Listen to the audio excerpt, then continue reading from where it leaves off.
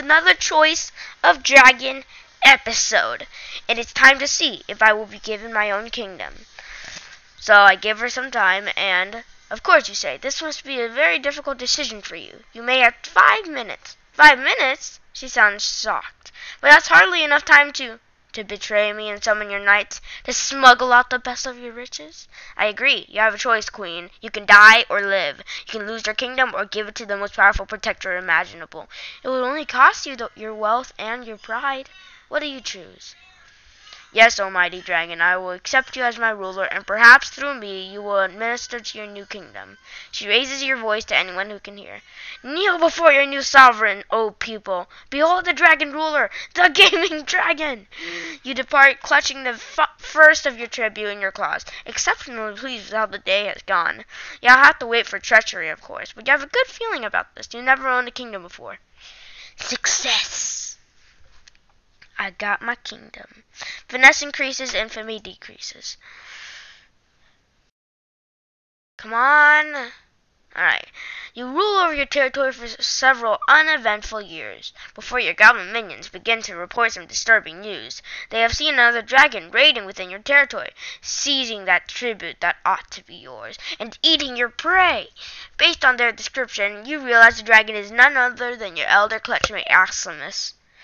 Oh, that dude has something coming to him. Axilmeus was always an overbearing brute, seeking to seize what did not belong to him. You may recall what he did to your golden shield. Yeah! What do you think about Axilmeus' incursion into your domain? This is intolerable! Axilmeus must be destroyed! How dare he enter your territory? His effrontery leaves you no choice. Vigilance increases. Yes! Look at this. My stats are going exactly how I want. Vigilance could be higher. Your rapid response also prevents him from taking some of your tribute. Wealth increases. Yes. As your elder clutchmate, Axilmeus is a foe worthy of respect. How do you plan to defeat him? Let's see here. He said he's an overbearing brute. Confronting him...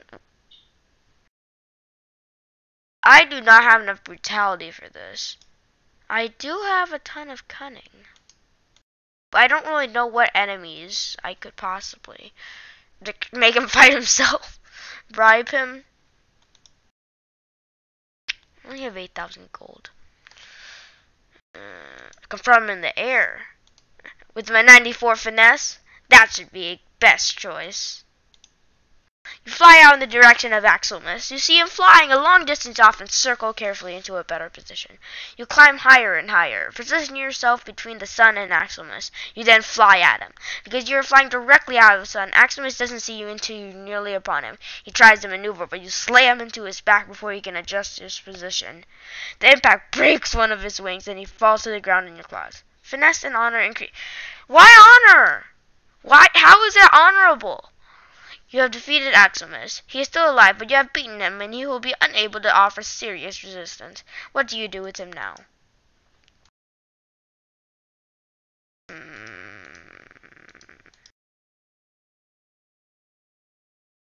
Alright.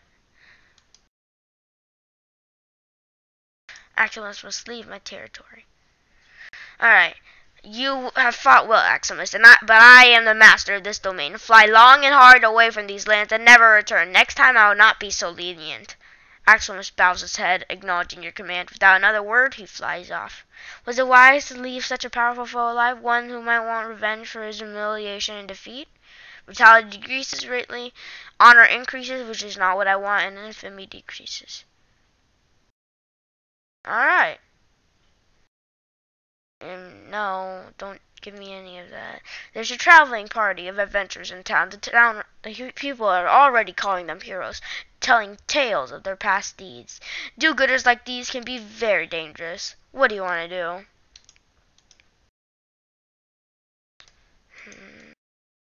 I gather information.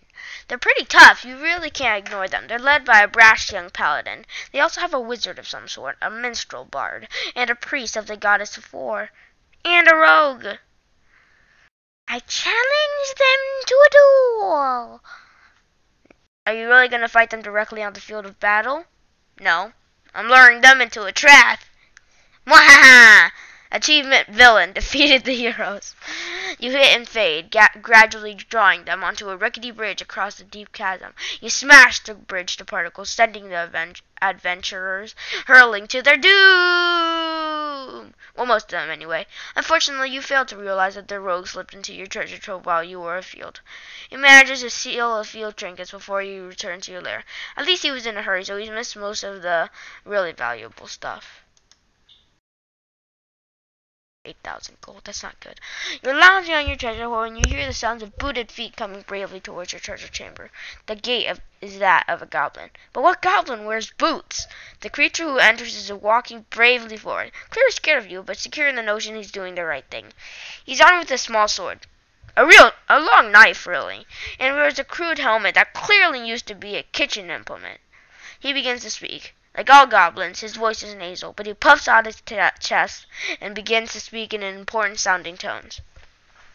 "Oh, great dragon," he quavers, "I am Socket of this tribe. I have known all my life that I am destined for greatness. Possessed as I am of a noble soul, I have practiced for many months and have mastered the art of martial combat. In your name, I wish to ride out on the field of combat and prove my worth as a true hero. One day I shall return with a great treasure to add to your magnificent hoard. Will you grant me your blessing on my quest?" I'm not gonna eat him. Test his prowess. Let's see. He's tougher than the average goblin, but not all that tough. His overabundance of sheer determined to exceed, despite all odds, compensates for whatever he may lack in general prowess. Well, I guess I'll just grant him my blessing. Thank you, master. I swear that I will make you proud of me. Other than encouragement, are you going to help him along in any way? Give him some real weapons. That's generous of you. Maybe your investment will pay him off someday. Do you want to send him in the general direction? Urge him to attack a neighboring kingdom. He manages to get himself killed, but he does do some damage. He proudly carries the banner of your kingdom and yells your name loudly when he rides off into the field of battle. This starts off to give an international incident. The neighboring kingdom begins skirmishing with yours. You have not heard the end of this. As the sun climbs high, you bask yourself on a rock near your lair. A group of humans slowly make their way up the slope towards you these days. The humans wear armor and carry weapons, but their weapons are sheathed and they approach respectfully. These are humans, you know. As they enter the cleared area of stone that surrounds your lair, the humans kneel before you, recognizing your glory. O liege, accept our prize and hear our praise and hear our petition. You incline your head slightly, acknowledging her and indicating that she may proceed. As your magnificence is surely aware, almighty dragon, we are among knights and lords that hold lands under your magnificence rules. We bring tribute each year, and now we beg a boon of you. Our enemies, people like ourselves, but with a mighty army, have begun invading your territory. They have looted the less well-defended manors and burned some of the fields. We are ready to fight them, but your magnificent assistance would greatly strengthen our hand. One of the other knights interrupts. They're taking our animals and chattels and destroying the value of our lands. Please aid us. You must aid us. Your nostrils flare and a wisp of smoke puffs out of them. He dares refer to your animals, chattels, and lands as his own? A grave insult indeed. How do you respond? I lecture the young knight on the nature of feudism. Your animals and chattels? Your lands? Surely you mean my animals, chattels, and lands, you say. Of course, mighty one, says the leader of the delegation. Sir Edmund fully misspoke. We will never presume to make a claim on your rights. Good, you mutter with a warning glance at Sir Edmund. His pallor is most gratifying. Vigilance and finesse increase. The leader of the delegation clears her throat nervously. Mighty one, will you aid us in our time of need? I am honor-bound to defend my vessels. I need more information, or the humans can fend for themselves. I need more info. Cunning increases. What do you need more info about? How powerful are my enemies? They are a threat to us, replies the knight. We will likely prevail, but it will be hard fought without your aid. Our enemies pale in comparison to your vast power, of course. Finesse increases. Will you help the humans? All right. To war! Based on what you have learned, you go to war to aid the humans. The humans convene a war council in the area surrounding your lair. You lean closely to read their tiny human maps, nearly killing several squires. With their support, your minions plan to engage their enemies in a single large field battle, a decisive victory which should end the incursions into your territory and set up an effective counterattack. Do you take role in the center of the battle, relying on your core combat ability, or do you plan to remain hidden at first and then striking for a surprise at a point when the enemy is vulnerable? I will remain hidden and strike from surprise. And now it's time to go to war. Let's do it! In the next episode. Sorry, guys. You know, I'm trying to make this a 4-part series. It's the morning. It's 9 a.m. I literally almost just woke up. But, you know, it's okay. But, yeah. So, this is the end of episode 2 of Choice of the Dragon. Hope you enjoyed. And I'll see you next episode. See ya! Ninja out. Yo!